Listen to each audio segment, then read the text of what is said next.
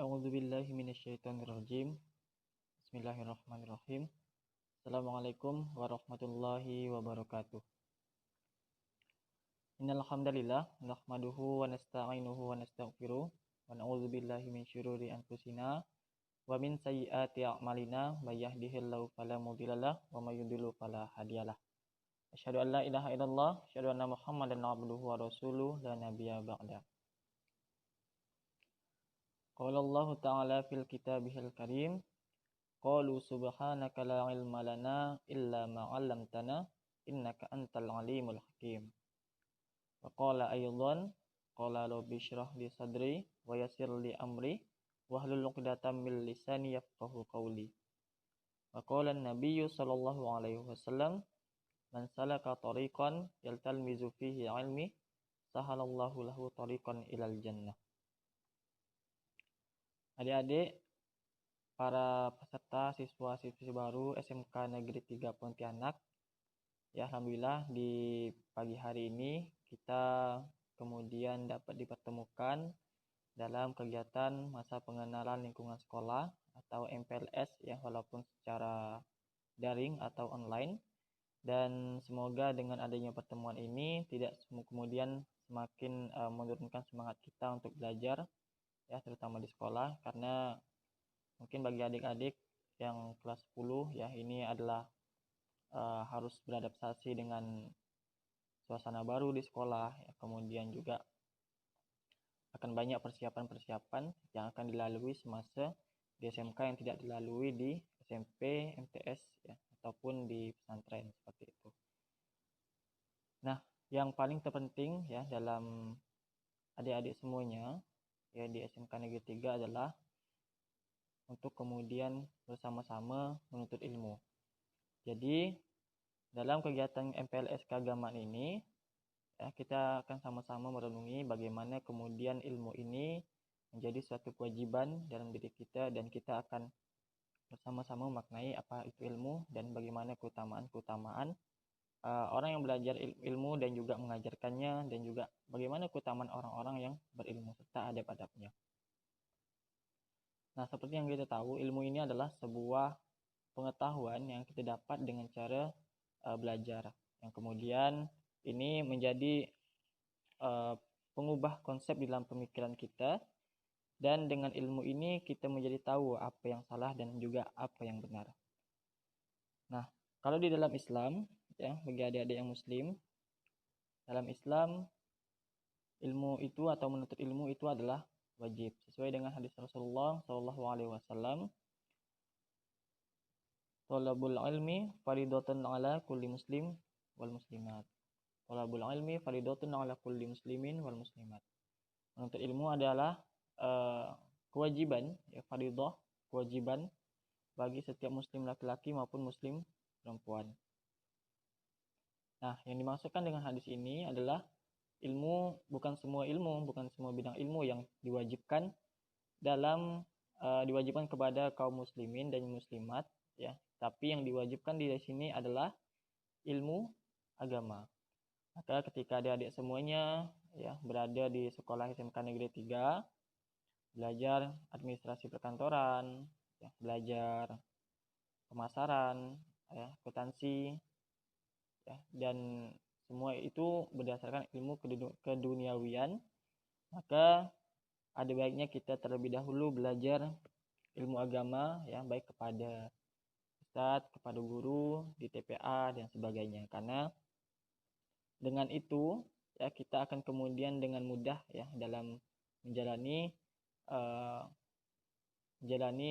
belajar ya ilmu di sekolah. Adik-adik semua yang dirahmati oleh Allah Subhanahu wa taala, sesuai yang tadi Abang katakan ya, thalabul ilmi fardhatun ala kulli muslimin wal muslimat, bahwa dalam menuntut ilmu agama itu adalah wajib bagi seluruh muslimin dan muslimat, kaum muslim laki-laki dan juga muslim perempuan. Nah, apakah berarti selain daripada ilmu agama maka itu adalah boleh dipelajari dan juga boleh tidak? Namun ilmu agama ini diwajibkan bagi kita karena itu akan menjadi Karena itu berhubungan dengan agama kita, berhubungan dengan ibadah-ibadah kita, dan kita harus mengetahuinya. Karena jika tidak, ya, maka kita akan mendapat dosa karena tidak menuntut ilmu. Nah, apakah karena hadis ini mengatakan ilmu yang wajib dipelajari itu hanya agama, berarti kita boleh meninggalkan dunia, boleh meninggalkan ilmu dunia? Itu juga tidak benar. Kenapa? Karena selain ilmu agama, karena selain beragama, kita juga punya lingkup yang besar ya di dunia, punya kemudian kontribusi yang besar, kewajiban dalam membina umat, ya, membina manusia. Karena Allah Subhanahu wa taala berfirman dalam Quran surah Al-Imran ayat 110 yang berbunyi, kuntum khairu ummatin ukhrijat linnas ta'muruna bil ma'ruf wa tanhauna 'anil munkar wa tu'minuna billah.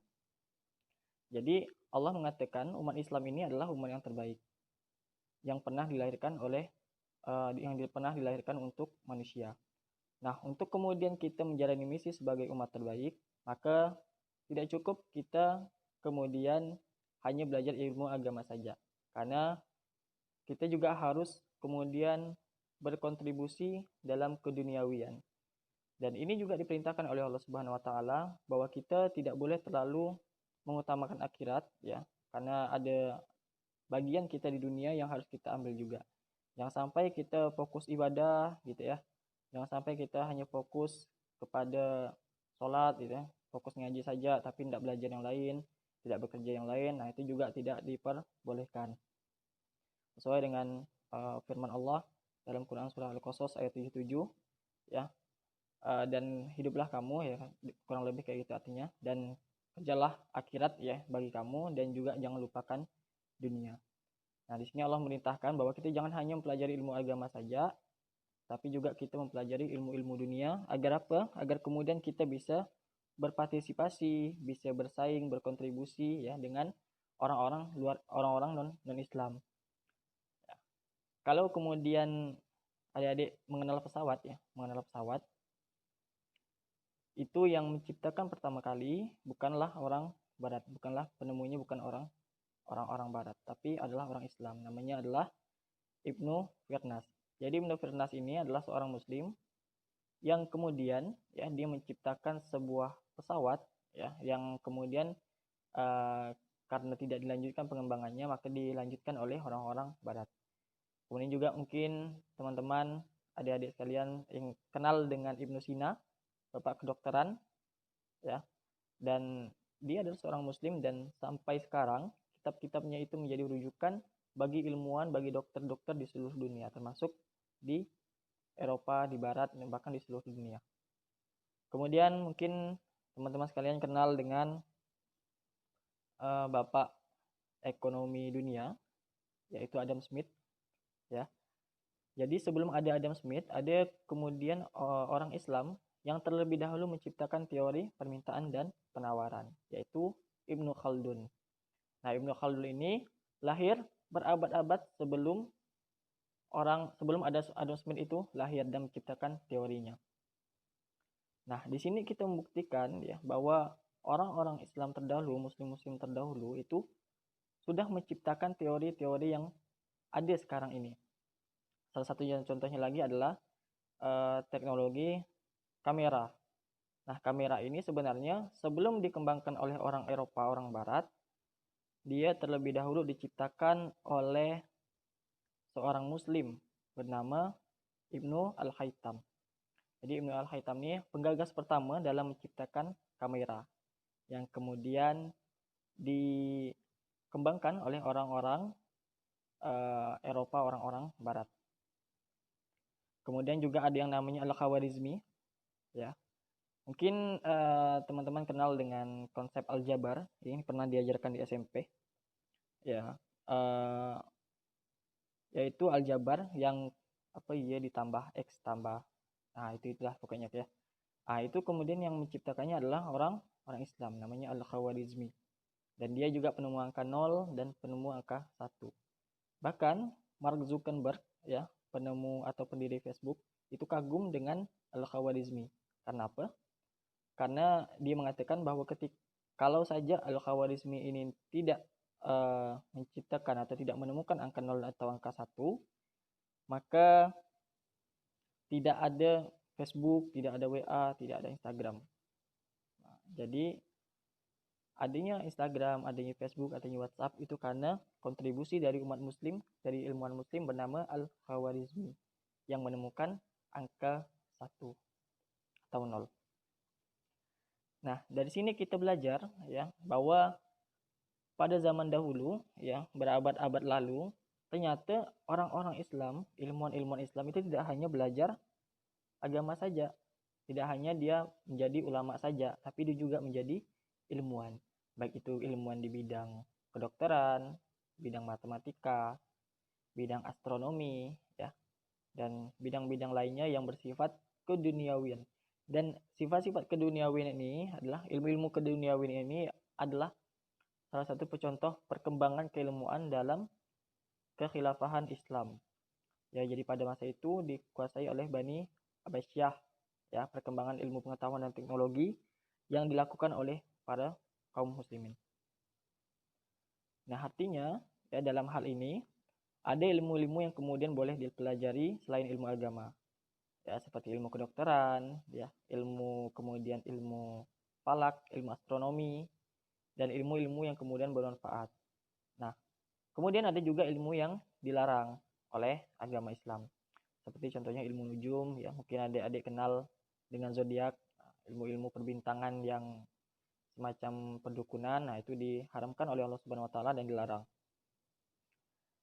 Nah, dan kalau kita lihat yang ilmuwan-ilmuwan Islam yang tadi, ya, seperti Al-Khawarizmi, Ibnu Sina, Ibnu Khaldun, ya, atau mungkin teman-teman kenal Muhammad Al-Fatih, Salahuddin Al-Ayyubi, ya, penakluk-penakluk pembebas gitu. Mereka terlebih dahulu belajar ilmu agama sebelum ilmu perang, sebelum ilmu senjata, sebelum ilmu militer dan sebagainya. Agar apa? Agar menguatkan akidah dia, agar menguatkan keimanan dia, sehingga ketika dia menuntut ilmu yang lain, dia tidak terpengaruh dengan hal-hal yang menyimpang dari agama. Kalau kemudian teman-teman sekarang ya banyak yang menemukan orang-orang yang menyimpang ya, pemikirannya, ada yang pemikirannya liberal gitu ya, yang memisahkan agama dari kehidupan. Tujuan kita untuk menuntut ilmu adalah kemudian terhindar dari pemikiran-pemikiran semacam itu. Pemikiran untuk memisahkan agama dari kehidupan, pemikiran yang kemudian untuk menghilangkan Tuhan dan sebagainya. Nah, tujuan kita belajar agama adalah agar akidah kita tetap, agar akidah kita kokoh dan mengakui bahwa Allah lah salah satu Tuhan, Allah lah satu-satunya Tuhan yang berhak disembah dan tidak ada sesembahan selainnya.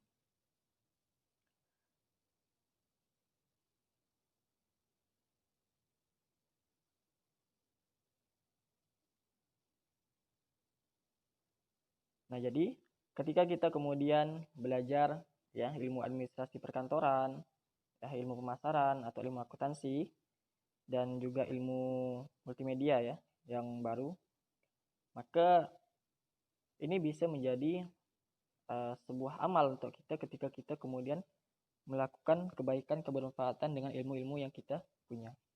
Misalnya yang belajar administrasi perkantoran ya, kemudian dengan dilulus di dari SMK 3 dengan menjandang dengan pengetahuan-pengetahuannya tentang administrasi ya, pengetahuan pengetik gitu kan, bikin surat ya, mengarsip dan sebagainya. Kemudian dia membantu pengarsipan oleh orang-orang yang kemudian kesulitan, dan itu juga menjadi ladang pahala untuk teman-teman ya, dan juga menjadi amal jariah. Salah satu amal jariah adalah ilmu yang bermanfaat, karena amal jariah itu ada 3. Yang pertama adalah sedekah jariah, amal sedekah jariah. Kemudian yang kedua adalah ilmu yang bermanfaat ya. Kemudian yang ketiga adalah anak yang soleh. Nah, jadi ilmu yang bermanfaat ini merupakan salah satu amal jariah. Jadi ketika adik-adik sudah meninggal gitu ya, maka pahala kebaikannya akan tetap terus mengalir ya sampai hari kiamat. Nah, bagaimana kemudian kita supaya belajar ilmu administrasi perkantoran ya, ilmu pemasaran dan akuntansi ini, dan juga multimedia, agar kemudian menjadi ibadah kepada Allah Subhanahu wa taala. Ya, karena kan yang mendapatkan pahala hanya sekedar ilmu agama gitu ya. Ya, orang yang menuntut ilmu agama gitu kan, dia mendapatkan pahala, sudah pasti. Nah, bagaimana kemudian ketika kita belajar ilmu-ilmu keduniawian ya, itu dihitung sebagai ibadah juga, dihitung pahalanya sebagaimana kita belajar ilmu agama. Maka salah satu caranya adalah kita niatkan terlebih dahulu dengan untuk beribadah kepada Allah Subhanahu wa taala.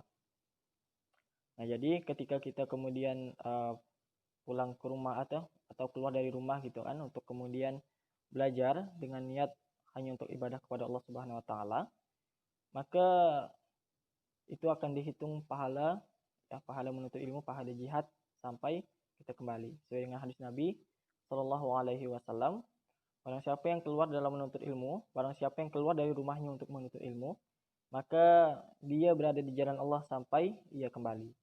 Maka ketika adik-adik kemudian belajar ilmu agama, belajar ilmu keduniawian, ilmu administrasi ya, pergi ke sekolah gitu kan, ataupun di rumah belajar mendengarkan dengan baik penjelasan guru-guru, dan itu diniatkan untuk beribadah kepada Allah Subhanahu wa taala ya, dengan berdoa ya, seperti doa naik kendaraan gitu ya, ketika ke sekolah, bismillahirrahmanirrahim,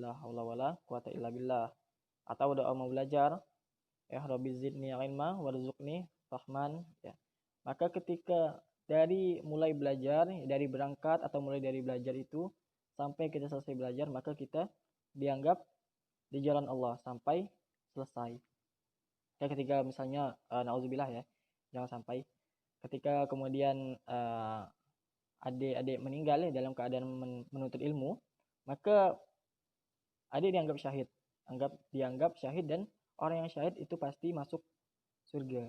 Dan ketika dia syahid ya, maka ketika sakaratul mautnya, para malaikat itu membentangkan sayapnya ya, dan kemudian dia menunjukkan tempat di mana surga yang akan adik tinggali nanti. Itu keutamaan kita menuntut ilmu. Nah, apa juga keutamaan-keutamaan yang lain selain daripada pahala syahid ya?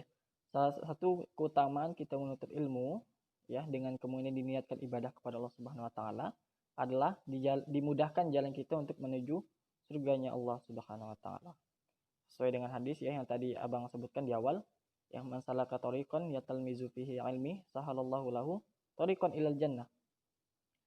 Barang siapa yang memudahkan langkahnya dalam menuntut ilmu, maka Allah akan mudahkan langkahnya menuju surga.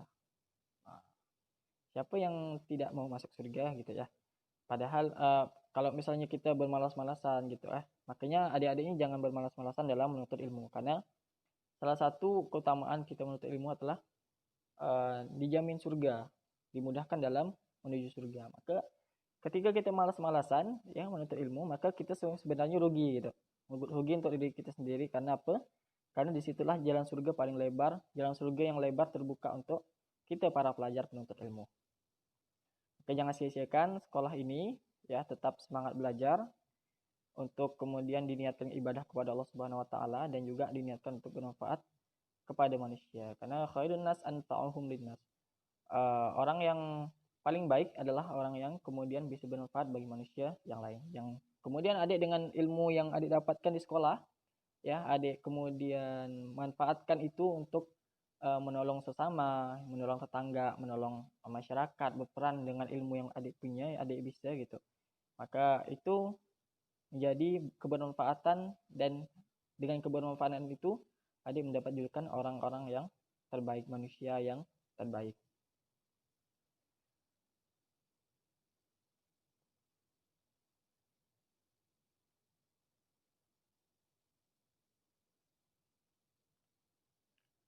Nah, ada kisah ya dari Umar bin Khattab ya, pada masa awal-awal hijrahnya Rasulullah ke Madinah. Pada saat itu Umar bin Khattab ya dipersaudarakan dengan seorang Ansor atau seorang penduduk Madinah. Nah, pada saat itu Umar bin Khattab dan juga sahabatnya ini yang dipersaudarakan oleh Rasulullah itu tinggal bersama-sama, dan juga dia bergantian dalam berladang dan belajar. Karena Rasulullah itu membuka taklim ya, itu setiap hari dan juga Umar bin Khattab dan juga sahabatnya ini harus bekerja gitu, sehingga mereka bergantian dalam menuntut ilmu. Jadi pada hari ini misalnya, hari ini Umar bin Khattab yang kemudian menuntut ilmu dan sahabatnya yang kerja, kemudian besoknya sahabatnya yang kerja, sahabatnya yang menuntut ilmu, Umarnya yang bekerja, Umar bin Khattab yang kerja. Dan ketika berada di peristirahatan, ketika sudah sore dan malam gitu ya, mereka istirahat, mereka saling berbagi catatan. Nah, apa yang dihasilkan daripada kesungguhan mereka dalam menuntut ilmu, ya mereka menjadi Umar bin Khattab menjadi seorang khalifah ya, yang kemudian punya intelektualitas yang tinggi, dia punya uh, kepemimpinan yang bagus ya, dia bisa mensejahterakan rakyatnya dan sebagainya. Nah, itu buah dari hasil menuntut ilmu yang dipelajari dari Rasulullah Shallallahu alaihi wasallam. Nah, ketika adik kemudian belajar bersungguh-sungguh ya dalam nanti di sekolah ya, kemudian di tempat-tempat lain adik belajar, ketika adik bersungguh-sungguh maka Allah akan mudahkan jalan antum untuk menangkap ilmu itu. Tentu saja dengan usaha yang keras gitu ya, karena Imam Syafi'i mengatakan tidak akan mendapatkan ilmu seseorang sehingga dia melakukan 6 hal. Salah satunya adalah biaya, waktu yang lama, dan juga bersungguh-sungguh. Nah, maka ketika adik-adik tidak mengeluarkan salah satu dari 6 itu, maka ilmu itu tidak akan datang. Dan tanalul ilma illa bisittatin, tidak akan datang seorang ilmu kepada seseorang ya kecuali dengan 6 hal. Ya, salah satunya adalah dengan keluarnya biaya, waktu yang panjang, dan juga bersungguh-sungguh. Dan tentu saja dengan dicatat, karena ilmu itu bagaikan kuda liar, bagaikan binatang liar, dan cara mengikatnya adalah dengan catatan. Maka ketika adik nanti mendengarkan materi dari guru, pelajaran dari guru, hendaklah dicatat ya, jangan sekedar didengarkan karena nanti akan lupa. Dan kadang ya ada satu materi ya, akan ada suatu materi yang itu tidak ada di buku, tapi ada dalam pengetahuannya guru. Maka disinilah poin pentingnya kita memperhatikan guru agar semua ilmu yang kemudian disampaikan itu dimengerti oleh kita. Dan akhirnya kita kemudian tidak salah dalam menerjemahkan ilmu yang kita dapat. Dan tentu saja selain dengan bersungguh-sungguh dalam diri kita menuntut ilmu, dan kita juga harus beradab dalam menuntut ilmu, terutama kepada guru-guru kita ya, kepada teman-teman kita. Salah satu adabnya adalah kemudian mendengarkan dengan baik penjelasan dari guru ya. Sesedikit apapun penjelasan dari guru itu dengarkan dengan baik dan diperhatikan, dicatat dengan baik. Dan juga selain itu ya, ketika jangan pernah memotong ketika guru itu sedang menjelaskan. Tanyalah kalau misalnya ada hal yang harus ditanyakan, tanyalah ketika dia mempersilahkan gitu ya, atau ketika sudah selesai menjelaskan. Dan juga jangan bicara dengan kawan, dan jangan membiarkan kawan itu bicara dengan kita ketika guru menjelaskan, karena akan ada materi yang lewat dan itu tidak akan kembali kepada kita. Dan adab yang lainnya adalah dengan mencatat. Kemudian kita mencatat ya, mengulang-ulang. Jadi Imam Syafi'i itu ketika dia selesai belajar ya dari Imam Malik ya, dia belajar Al-Muwatta, kitab, dia kemudian mengulang-ulang pelajarannya di malam hari, sehingga dikisahkan Imam Syafi'i itu dari Isya sampai subuh itu wudhunya tidak batal. Kenapa? Karena dia tidak tidur, dia menulis kitab, dia mengulang-ulang pelajaran yang didapatkannya di siang hari. Nah, jadi kunci daripada ilmu itu bisa melekat ke diri kita, kemudian ilmu itu bisa berkah ke dalam diri kita adalah dengan dicatat, diulang-ulang setiap hari gitu. Makanya ketika adik-adik setelah selesai menerima pelajaran, ya paginya menerima pelajaran, malamnya itu diulang-ulang ya agar lebih mengerti. Karena kalau kita sekali baca itu kadang tidak jelas apa yang dijelaskannya di dalam buku ya, maka harus diulang-ulang agar lebih mengerti. Dan jangan malu untuk bertanya ya dalam menuntut ilmu. Tapi adabnya yang tadi disebutkan, jangan memotong ketika guru sedang menjelaskan. Dan juga selain jangan juga ketika adik-adik ya misalnya kesusahan dalam suatu materi, misalnya matematika gitu ya. Matematika ini pelajaran yang susah gitu ya. Karena hitung-hitungan, konsep-konsepnya yang kurang dimengerti atau mungkin gurunya yang kurang jelas dalam menjelaskan pelajarannya gitu. Maka jangan adik tinggalkan itu. Ya. Sesuai dengan kaidah usul fikih yang mengatakan malam yudroku kullu la yudroku kullu. Ketika adik-adik tidak mendapatkan keseluruhan dari mata pelajaran itu, maka jangan tinggalkan semuanya. Ya. Ketika kemudian aljabar ini susah sekali gitu. Aljabar ini susah gitu. Atau trigonometri atau Pitagoras gitu. Ini sangat susah dimengerti gitu. Paling enggak kita jangan tinggalkan semua, adalah enggak usah belajar lah gitu. Kita tinggalkan sesuatu yang bisa benar-benar bisa kita ingat. Salah satu contohnya adalah ketika materi trigonometri atau Pitagoras. Di situ ada sin cos tangen. Nah, sin itu berapa derajat, cos itu berapa derajat, tangen itu berapa derajat. Minimal kalau misalnya cuma itu yang bisa kita dapatkan, itu yang harus kita ambil. Gitu. Jangan kita tinggalkan semua gitu. Tentang materi trigonometri atau Pitagoras nih sulit gitu. Kita tinggalkan semua. Jangan seperti itu. Karena bisa jadi keberkahan kita dalam menuntut ilmu itu ada di materi itu. Yang kemudian menjadi sebab kita mengerti materi-materi yang dijelaskan oleh guru kita. Nah, jadi ketika adik kemudian bersekolah, ya belajar menuntut ilmu, maka tuntutlah ilmu dengan sungguh-sungguh walaupun kita tidak mengerti. Dan ketika kita tidak mengerti, maka tanyakanlah kepada guru, jangan malu bertanya atau jangan acuh kepada guru kita karena kita tidak mengerti materi yang disampaikan. Tapi tanyalah, kejar gurunya untuk bertanya. Ini jelasnya gimana gitu. Karena rugi kalau misalnya kita meninggalkan ilmu yang disampaikan oleh guru. Gitu. Rugi kalau misalnya kita tidak bersungguh-sungguh dalam menuntut ilmu. Kita dikasih kesempatan oleh Allah Subhanahu Wa Taala untuk menuntut ilmu. Ya, sedangkan di luar sana ya karena dampak corona gitu ya, ada yang kemudian tidak bisa sekolah, ya tidak bisa menyambungkan sekolahnya gitu kan, ataupun sejak awal tidak mampu membayar biaya sekolah gitu. Sedangkan kita diberikan kesempatan oleh Allah Subhanahu Wa Taala untuk menuntut ilmu, maka pergunakanlah kesempatan itu dengan baik dan juga tujuannya orientasinya adalah untuk beribadah kepada Allah Subhanahu Wa Taala. Maka dengan itu Allah akan menolong kita. Allah akan menolong kita, memberikan kemudahan kepada kita, dan juga Allah akan memberkahi ilmu-ilmu yang ada dalam diri kita yang sudah kita raih di sekolah maupun di tempat lain. Demikian yang mungkin bisa saya sampaikan ya. Tetap semangat belajar di sekolah walaupun secara daring ya. Tetap berdoa kepada Allah semoga diberikan kemudahan, dan kita berdoa kepada Allah juga semoga wabah ini cepat berakhir dan kita bisa bersekolah seperti biasanya dengan keadaan normal gitu ya, bertatap muka ya, ketemu kawan-kawan dan sebagainya. Dan karena kita berada di rumah ya, manfaatkanlah keadaan ini untuk kemudian kita selain belajar kita membantu orang tua, berbakti kepada orang tua.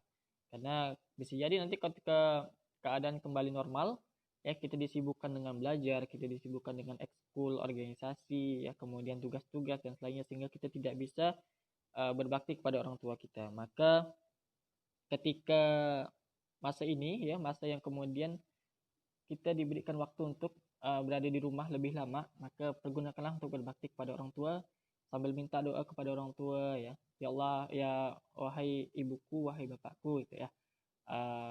Berikanlah doamu kepadaku, doakanlah anakmu ini ya, supaya menjadi anak yang sukses gitu ya, menjadi anak yang bisa bermanfaat bagi sesama, menjadi anak yang soleh, dan kemudian akan menjadi syafaat ya kalian berdua untuk bisa membawa bapak dan ibu ke surganya Allah Subhanahu Wa Taala ya.